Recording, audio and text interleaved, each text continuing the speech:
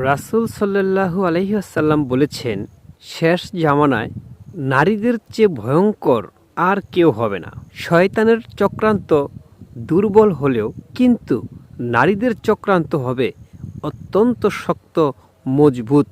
নারীরা হাসতে হাসতে মিথ্যা কথা বলতে পারে লক্ষ কোটি বার। হাসতে হাসতে নারীরা আপনাকে কঠিন মায়ার জালে আটকিয়ে সেখান থেকে আবার আপনাকে নদীতে, সাগরে, প্রশান্ত মহাসাগরে ফেলে দেবে। আপনি বুঝতেই পারবেন না। নারীরা আপনাকে কিরা কসম কেটে কাঁদতে কাঁদতে আপনাকে কথা দেবে। এরকম কথা দেবে আপনি বিশ্বাস করতে বাধ্য হবেন।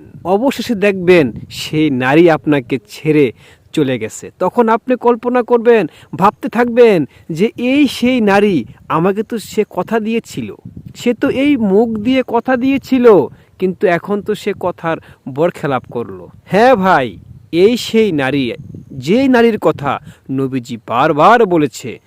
শয়তানের চক্রান্ত দুর্বল হলেও নারীর চক্রান্ত কখনো দুর্বল হতে পারে না।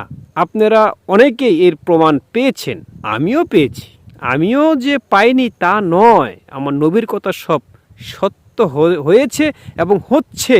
নারীরা মধুর মধুর কথা বলতে পারে মুখে, কিন্তু করতে পারে না।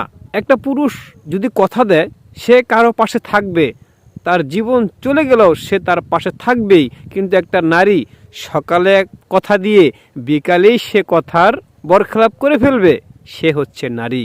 তাই খুব সাবধান থাকুন, সতর্ক থাকুন।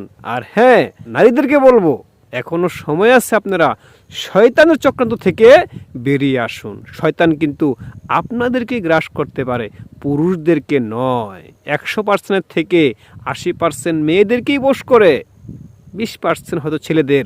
তাই বলি, নারীর চক্রান্ত কঠিন চক্রান্ত। এই কথাগুলি আমাদের হযরত মুহাম্মদ সাল্লাল্লাহু আলাইহি ওয়াসাল্লাম, ঠিক আছে,